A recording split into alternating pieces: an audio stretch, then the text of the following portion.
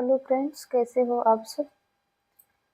तो चलिए हम आज EVS book youth competition time से पर्यावरण एवं पारिस्थितिकी तंत्र से बनने वाले जितने क्वेश्चन परीक्षा में पूछे गए थे यूपी टेट और सी टेट में, तो उसका प्रश्न पत्र हल है, तो हम उसको देख लेते हैं। तो चलिए हम शुरुआत करते हैं। सबसे पहले कि निम्नलिखित में से कौन सा एक शीतोष्ण घास प्रदेश नहीं है। तो इसमें 4 ऑप्शन दिए गए हैं, तो इसका ऑप्शन क्या हो जाएगा, पहला वाला कंपास सही हो जाएगा। इसकी यहाँ व्याख्या दिया गया है, उष्ण कटिबंधीय घास स्थल। तो यहाँ पूर्वी अफ्रीका में सवाना है, और ब्राजील में कंपास, वेनेजुएला में लानोस, और शीतोष्ण कटिबंधीय स्थल में अर्जेंटीना में पंपास पाया जाता है, उत्तरी अमेरिका में प्रेयरी, दक्षिण अफ्रीका में बेल्ड, और मध्य एशिया में स्टेपी, और ऑस्ट्रेलिया में डाउन्स। तो ये आपका व्याख्या है। तो इसमें कौन सा ऑप्शन, पहला वाला ऑप्शन आपका सही हो जाएगा। यहाँ पे देख लीजिएगा। फिर आगे हम चलते हैं, इसका हल दिया गया है। तो हल आप सब देख लीजिए, हम क्वेश्चन की तरफ चलते हैं, इसमें टाइम ज़्यादा लगेगा, तो ये सब आप देख सकते हैं। फिर नेक्स्ट दूसरा क्वेश्चन है हमारा, 16 घास स्थल कहाँ पाया जाता है। तो यह पाया जाता है हमारा पश्चिमी घाट में, यानी कि पहला वाला ऑप्शन हमारा सही हो जाएगा। इसको हम देख लेते हैं। फिर आगे हम चलते हैं, व्याख्या देख लीजिए। 16 घास पश्चिमी घाट में पाए जाते हैं। 16 घास स्थल वनों का उष्णकटिबंधीय मोटन जंगलों के रूप में माना जाता है। इस तरह के घास के मैदान नीलगिरी, कन्याकुमारी एवं पश्चिमी घाट के ऊंचाई वाले क्षेत्रों में पाए जाते हैं। तो यहाँ भारत के घास के मैदान दिए गए हैं, इसे देख लेना आप सब। ये फिर हम चलते हैं नेक्स्ट तीसरे वाले प्रश्न पे। निम्न में से कौन सा क्रम पारिस्थितिकी तंत्र में ऊर्जा प्रवाह के संबंध में सही है। इसमें हमारा सी ऑप्शन सही हो जाएगा। पहले क्या होता है, पहले उत्पादक होता है, फिर उपभोक्ता होता है, फिर अपघटक होता है। तो हमारा ये सी ऑप्शन सही हो जाएगा। फिर हम नेक्स्ट चलते हैं, इसका हल है। फिर हम चौथे प्रश्न पे चलते हैं, निम्नलिखित में से कौन सा जैव मंडल का अजैविक घटक नहीं है। तो जैविक घटक और अजैविक घटक, तो ये आप सब जानते ही हैं। जैविक घटक जिसमें मतलब जीव पाए जाते हैं, अजैविक घटक जिसमें जीव नहीं पाए जाते हैं। तो इसमें क्या हो जाएगा हमारा सी ऑप्शन। ये देखिए, मतलब ये अजैविक घटक हमारे हैं, तो ये सी वाला ऑप्शन सही हो जाएगा। यहाँ क्या है, कवक। फिर आगे हम चलते हैं, इसका ये व्याख्या दिया गया है।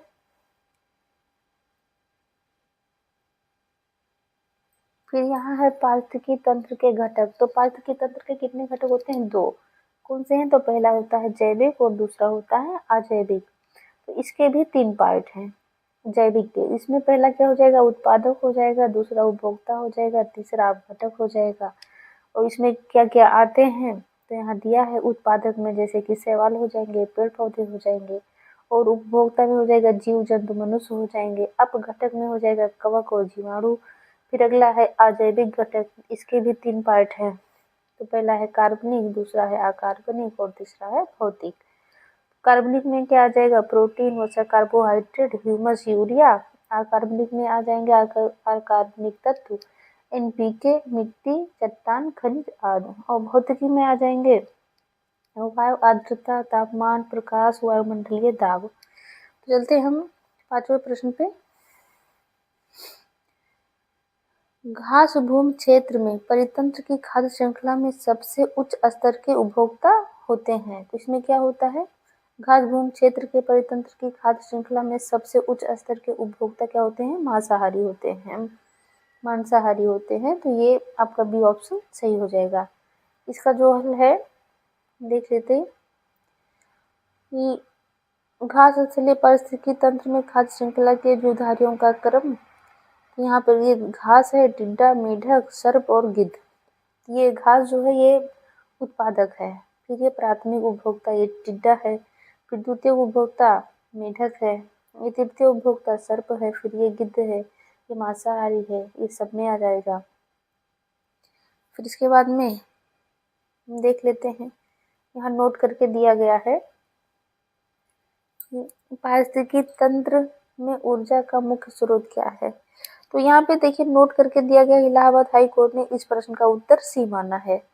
तो यहाँ पे क्या जीवाणु माना है, तो देख लेना इसको आप सब। फिर अगला है छठा प्रश्न हमारा, पारिस्थितिकी तंत्र में ऊर्जा का मुख्य स्रोत क्या है। तो ये आप जानते ही हैं, इसमें सूर्य का प्रकाश हो जाएगा। फिर यहाँ व्याख्या दिया है, इसे देख लीजिए। तो हम आगे अगले प्रश्न पे चलते हैं। प्रश्न नंबर 7 क्या पूछ रहा है। प्रश्न नंबर 7 पूछ रहा है, किसी खाद्य श्रृंखला में शाकाहारी होते हैं तो क्या होते हैं, प्राथमिक उपभोक्ता होते हैं।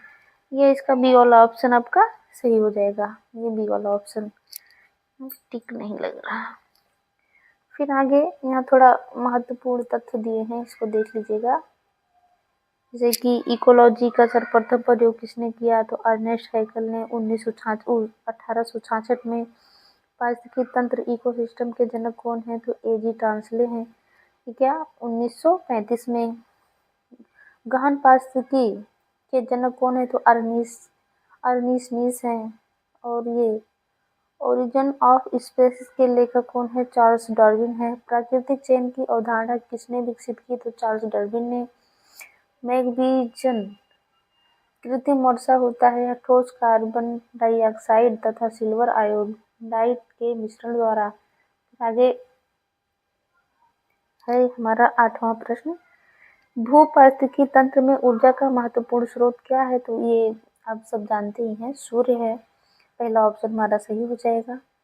फिर आगे हम चलते हैं नेक्स्ट 9वां प्रश्न पे, जब एक जीव लाभ लेता है बगैर दूसरे सहवासी जीव को प्रभावित किए तो कहलाता है। तो यह क्या कहलाता है, सहभागिता, मतलब कि क्या है, सहभोजी कहलाएगा ये। इसमें क्या बी वाला ऑप्शन हमारा सही हो जाएगा। फिर इसका नीचे व्याख्या है, देख लीजिएगा। फिर हम नेक्स्ट पे चलते हैं 10वें नंबर के प्रश्न पे। यहाँ 10वां प्रश्न है हमारा, जब मोर सांप को खाता है, सांप कीड़ों को खाता है और कीड़े हरे पौधों को खाते हैं तो मोर का पोषण तल क्या है। तो ये क्या हो जाएगा, मतलब कि यहाँ शीर्ष पे रहता है मोर। तो इसका इसमें डी वाला ऑप्शन मतलब कि सही हो जाएगा। ये खाद्य पिरामिड के शीर्ष पर। तो यहाँ पे इसका हल है, देख लेना। फिर हम चलते हैं नेक्स्ट प्रश्न पे, जो शाकाहारी जंतु भोजन के लिए हरे पौधों पर निर्भर रहता है वह क्या कहलाता है, तो प्रथम चरण उपभोक्ता। जो शाकाहारी यानी कि जंतुओं के लिए हरे पेड़ पौधों पर जो निर्भर रहते हैं, ये प्रथम चरण उपभोक्ता में आ जाएंगे। फर्स्ट ऑप्शन हमारा सही हो जाएगा। फिर आगे हम चलते हैं, इकोसिस्टम की सही परिभाषा क्या है। तो इकोसिस्टम की सही परिभाषा क्या है, जीव समुदाय और उसके वातावरण का संतुलित तंत्र। देखिए क्वेश्चन हमारा पूछा गया था, 2016 में आया था। इसका आप व्याख्या देख लीजिएगा। फिर तो इसका क्या डी वाला ऑप्शन हमारा सही हो जाएगा। फिर हम आगे चलते हैं, किसी परितंत्र में तत्वों का चक्रण कहलाता है तो क्या कहलाता है, जैव भू रासायनिक चक्र कहलाता है। तो क्या पहला ऑप्शन हमारा सही हो जाएगा।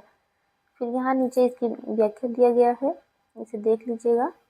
फिर क्या है, जैव समुदाय में प्राथमिक उपभोक्ता है। तो क्या है प्राथमिक उपभोक्ता, तो ये शाकाहारी। जैसे हम देख लेते हैं, जैव समुदाय में खाद्य श्रृंखला इस प्रकार होती है, जैसे पहले उत्पादक होता है, फिर शाकाहारी, फिर मांसाहारी, फिर अपघटक। तो इसमें क्या देखिए, प्रथम उपभोक्ता हो जाएंगे शाकाहारी में और मांसाहारी में हो जाएंगे द्वितीय उपभोक्ता। इस प्रकार जैव समुदाय में प्राथमिक उपभोक्ता शाकाहारी होते हैं। फिर यहाँ पे थोड़ा इम्पोर्टेंट पॉइंट दिया गया है, इसे देख लीजिए। फिर नेक्स्ट प्रश्न पे हम चलते हैं, निम्न में से कौन सर्वाधिक उत्पादक पारिस्थितिकी तंत्र है। इसमें क्या हो जाएगा, उष्णकटिबंधीय वर्षावन में, मतलब कि सबसे ज्यादा जैव उत्पादक मतलब यहीं पे होता है, उष्णकटिबंधीय वर्षावन में। तो यहाँ इसका पहला ऑप्शन सही हो जाएगा। फिर नेक्स्ट है, खाद्य श्रृंखला के परस्पर समूह को क्या कहा जाता है। तो इसे क्या कहा जाता है, हमारा ये सी वाला ऑप्शन सही हो जाएगा, ये खाद्य जाल कहलाता है। फिर हम नेक्स्ट चलते हैं 17 नंबर के। निम्नलिखित में से किस एक प्राणी को किसान का मित्र कहा जाता है? तो क्या वो केचुआ हो जाएगा। यह क्या है? किसान का मित्र कहा जाता है इसको, तो ये बी वाला ऑप्शन सही हो जाएगा। फिर नीचे है अगला प्रश्न हमारा 18 नंबर का प्रश्न, पर्यावरण की परिभाषा क्या है? तो पर्यावरण की परिभाषा क्या है? ए बायोटिक एवं बायोटिक घटक, तो ये क्या फर्स्ट वाला ऑप्शन सही हो जाएगा। फिर आगे चलते हैं 19 नंबर का प्रश्न, कृत्रिम वर्षा के लिए मेघ बीजन के लिए प्रयुक्त रसायन है, तो इसमें क्या है? अभी आप हम वहाँ देखे थे, इसमें क्या है? सी ऑप्शन सही हो जाएगा, सिल्वर आयोडाइड, तो ये सी वाला ऑप्शन सही हो जाएगा। यहाँ इसकी व्याख्या दिया गया। फिर यहाँ थोड़ा इम्पोर्टेंट पॉइंट है, इसे देख लीजिएगा। जैसे कि सबसे छोटा पारिस्थितिकी तंत्र क्या है? तो इकोवेरियम है। सबसे बड़ा कृत्रिम पारिस्थितिकी तंत्र धान का खेत है। ये सब बहुत महत्वपूर्ण पॉइंट है, पेपर में आते हैं प्रश्न यहाँ से। फिर क्या विश्व में सबसे विक्षुब्ध पारिस्थितिकी तंत्र क्या है? तो पर्णपाती वन है। स्थल खंड पर पाए जाने वाला सबसे बड़ा पारिस्थितिकी तंत्र क्या है? तो जंगल है। पारिस्थितिकी तंत्र का मित्र क्या है? तो नीम, पीपल, बरगद और तुलसी है। फिर नेक्स्ट है हमारा, पृथ्वी पर पाया जाने वाला सबसे बड़ा पारिस्थितिकी तंत्र क्या है? तो समुद्र है। ये क्वेश्चन बहुत इंपॉर्टेंट है, पूछा जाता है। फिर हम नेक्स्ट चलेंगे 20 नंबर के प्रश्न। क्या पूछ रहा है कि पारिस्थितिकी तंत्र का उदाहरण है, तो क्या है इसमें? इसमें तालाब है पारिस्थितिकी तंत्र का उदाहरण, तो बी वाला ऑप्शन सही हो जाएगा। फिर हाँ, यहाँ इसका हल है। फिर आगे है 21 नंबर का प्रश्न, अन्य मृत जंतुओं पर निर्वाह करने वाले प्राणी को कहते हैं, तो क्या कहते हैं? इसे स्क्वेंजर कहते हैं। यह सी वाला ऑप्शन सही हो जाएगा। इसका यहाँ पे व्याख्या दिया गया है, जैसे कि स्क्वेंजर मांसाहारी एवं शाकाहारी दोनों होते हैं, जो पर्यावरण में मृत जीव जंतुओं तथा मृत पेड़ पौधों पर अपना जीवन निर्वाह करते हैं, जैसे मक्खी, गिद्ध आदि। फिर आगे है 22 नंबर का प्रश्न, पृथ्वी का अपमार्जक कौन है? तो इसमें क्या है? जीवाणु एवं कवक, इसके ये फर्स्ट वाला ऑप्शन सही हो जाएगा। फिर नेक्स्ट है, निम्नलिखित में जैविक घटक हैं, तो इसमें जैविक घटक क्या है? तो इसमें देखिए पादप है, इसमें जान है, उसको क्या है? जैविक घटक है, तो ये हमारा ए वाला ऑप्शन सही हो जाएगा। तो यहाँ देखिए थोड़ा इम्पोर्टेंट बिंदु है, इसे देख लीजिएगा। फिर हम आगे चलते हैं, ये आपका है। फिर नेक्स्ट है, हमारे पर्यावरण में किस गैस का सबसे अधिक सांद्रण है? तो किसका है हमारे पर्यावरण में सबसे ज़्यादा सांद्रण? तो नाइट्रोजन। कितना है नाइट्रोजन का? तो 78% है। तो यहाँ नीचे दिया भी गया है, इसे आप सब देख लेना। फिर हम नेक्स्ट प्रश्न पे चलते हैं, कौन जीवीय कारक नहीं है? तो इसमें कौन सा जीवीय कारक नहीं है? तो इसमें क्या डी हो जाएगा, जैसे चट्टान। देखिए, यानी कि जान इसमें भी पाया जाता है, इसमें भी, इसमें भी, इसमें नहीं, यह अजैविक है, तो यही हमारा सही ऑप्शन हो जाएगा। नहीं पूछा है। फिर आगे हम चलते हैं 26 नंबर के प्रश्न पे, हमारे पर्यावरण को बचाने के लिए 3 प्रकार के आर हैं, कौन कौन से हैं? तो ये देखिए, कम प्रयोग, कम उपयोग, पुनः चक्रण और पुनः उपयोग, तो क्या हमारा सी वाला ऑप्शन सही हो जाएगा। यहाँ देख लीजिए इसका हल। फिर आगे है, यदि एक मेढक एक टिड्डे को खाता है, यदि एक मेढक एक टिड्डे को खाता है तो ऊर्जा का स्थानांतरण होगा, कहाँ होगा? यानी कि प्राथमिक उपभोक्ता से द्वितीयक उपभोक्ता में होगा, तो क्या सी वाला ऑप्शन सही हो जाएगा। फिर हम नेक्स्ट चलते हैं आगे। इसमें क्या है कि निम्न में से पृथ्वी पर कौन सा पारिस्थितिकी तंत्र का सबसे बड़ा है? तो क्या समुद्र है सबसे बड़ा पारिस्थितिकी तंत्र का उदाहरण, तो यहाँ बी ऑप्शन सही हो जाएगा। फिर नेक्स्ट है 29 नंबर का प्रश्न, मानव पर्यावरण संबंध एक, फिर यहाँ डाडट संकल्पना है, तो क्या है? धनात्मक है, मतलब कि बी वाला ऑप्शन सही हो जाएगा। फिर आगे है 30 नंबर यानी 30 नंबर का प्रश्न, किसी खाद्य जाल की प्रथम कड़ी सदैव हरे पादप होते हैं, क्योंकि क्योंकि वे सूर्य के प्रकाश में वायुमंडलीय यानी कि O2 को स्थिरीकृत करते हैं। तो यह सी वाला ऑप्शन सही हो जाएगा। फिर यहाँ व्याख्या है। नेक्स्ट है, निम्नलिखित में से कौन सी आपदा पर्यावरणीय हादसे के कारण उत्पन्न होती है? तो क्या बाढ़ एवं सूखा। ये देखिए पर्यावरण यानी कि यह आपदा जो है वह पर्यावरणीय हादसे के लिए कारण उत्पन्न होती है। तो यह बाढ़ और सूखा हो जाएगा। तो हमारा बी वाला ऑप्शन सही हो जाएगा। फिर नेक्स्ट है 32 नंबर का प्रश्न, इनमें से कौन मानव पर्यावरण का एक घटक नहीं है? तो क्या नहीं है पर्यावरण का घटक? तो यहाँ देखिए मतलब कि देखिए ये समुदाय अलग है, धर्म अलग है, परिवार अलग है, लेकिन ये जो भूमि है देखिए ये सबसे भिन्न है, ये हमारा अलग है। फिर आगे है पर्यावरण के अंतर्गत आते हैं। पर्यावरण के अंतर्गत क्या आते हैं? तो ये सभी आते हैं पर्यावरण के अंतर्गत, पेड़ पौधे, जीव जंतु और ये रिश्ते नाते, संस्कृति, मकान, सड़कें, पूजा स्थल। तो मतलब क्या इसमें उपरोक्त सभी हो जाएंगे। ये वाला ऑप्शन हमारा सही हो जाएगा। फिर इसके बाद में चलते हैं अगले प्रश्न पे कि ऊर्जा का पिरामिड होता है। तो ऊर्जा का पिरामिड क्या होता है? हमेशा यह सीधा होता है। तो ये ए वाला ऑप्शन सही हो जाएगा। फिर आगे देख लीजिए, प्राकृतिक एवं सामाजिक सांस्कृतिक पर्यावरण के बीच अंतः क्रिया का उदाहरण है। तो क्या है इसमें? यानी कि उपरोक्त सभी हो जाएंगे। वनों की कटाई भी है, शिकार भी है, निर्माण कार्य है और उपरोक्त ये सभी। तो डी वाला ऑप्शन सही हो जाएगा। फिर आगे है प्राकृतिक पर्यावरण के प्रमुख घटक। तो इसमें क्या है? सभी जीव हैं, भू-आकृतिक कारक है और जलवायु कारक है। तो इसमें भी क्या हो जाएगा? ये सभी हो जाएंगे। यहाँ पे इसका व्याख्या दिया है। फिर नेक्स्ट है, एक पोषण स्तर के दूसरे पोषण स्तर पर ऊर्जा का कितना भाग स्थानांतरित होता है? तो कितना होता है इसमें? तो ये 10% होता है। हमेशा वह 10% ही स्थानांतरित होता है। इसे किसने दिया था? तो इसे लिंगमैन ने दिया था। ऊर्जा का 10%। फिर अगला है, खाद्य श्रृंखला में ऊर्जा का प्रवाह होता है। क्या होता है? तो एक दिवसीय होता है, एक दिवसीय होता है। फिर नेक्स्ट है, परितंत्र में ऊर्जा का प्राथमिक स्रोत है। तो फिर वही पूछा है यानी कि सूर्य का प्रकाश। परितंत्र में ऊर्जा का प्राथमिक जो स्रोत है वह सूर्य का प्रकाश है। फिर अगला प्रश्न है, निम्न में से कौन सा पर्यावरण अध्ययन का घटक नहीं है? इसमें क्या है? यानी कि सौरमंडल या पर्यावरण का घटक नहीं है। फिर आगे है, पर्यावरणीय असंतुलन का कारण है। तो क्या है?